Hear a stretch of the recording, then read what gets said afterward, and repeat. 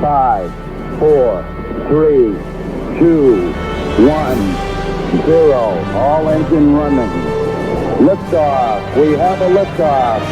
This is About Space, America's return to space, with news and information on our U.S. space program.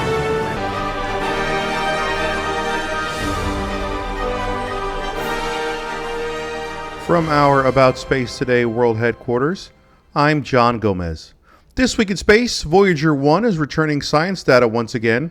Several commercial space companies are competing for $5.6 billion in Pentagon launch contracts, and Virgin Galactic retires its Unity spacecraft. These stories and more next, as America and the world is listening to About Space Today. D&D Cruise and Tours is the official agent for About Space, and we invite you to come fly away to all-inclusive resort island destinations, or a cruise vacation from Port Canaveral, and even visit the Kennedy Space Center Visitor Complex, or just come and see the parks. Call for a discount cruise or an island getaway or the Florida beaches. Call today. The call is free, and so are our services. Call 877-747-8631. That's 877-747-8631. We are Florida's group travel specialists. Welcome back. NASA's Voyager 1 spacecraft is talking to NASA once again. The 4 instruments on NASA's Voyager 1 spacecraft are returning science data for the first time since a computer malfunction last November. NASA's Jet Propulsion Laboratory announced June 13th that the 4 instruments on the spacecraft, which measure plasma waves, magnetic fields, and particles in interstellar space, have started returning data again.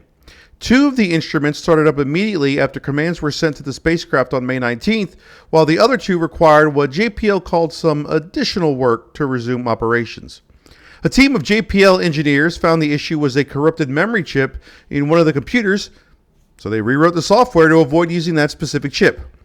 Linda Spilker, Voyager project scientist, said at a meeting of the Outer Planets Analysis Group that with a little bit of luck, it might be possible to continue the Voyager spacecraft taking data out to the 2030s.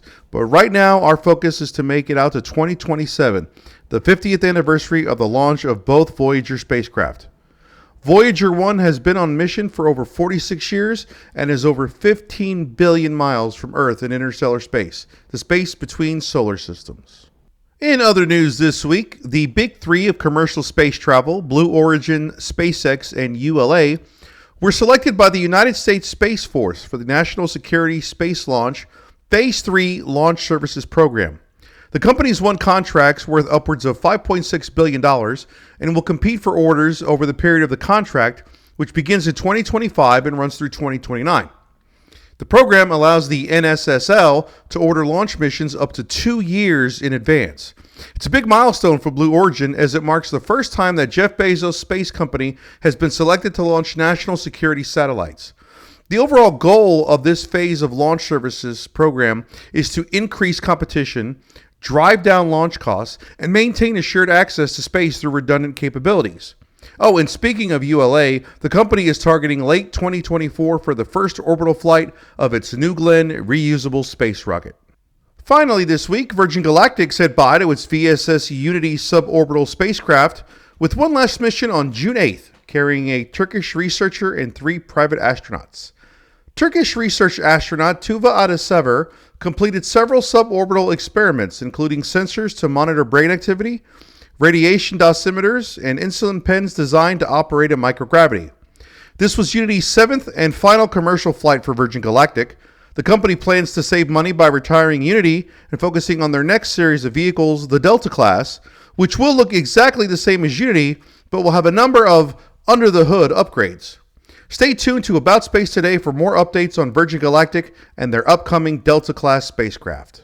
Make sure you check out our Facebook page, aboutspace.today, for launches and landings, and invite your family and friends to listen weekly. You can find us on your favorite podcast platforms like Apple, Spotify, Libsyn, and more. Be sure to join David Denault twice a month for Special Report and Don Meyer every Friday for America in Space. Whether you're listening from the International Space Station or just on your phone, thanks for joining me. I'm John Gomez, and you just learned a little about space today.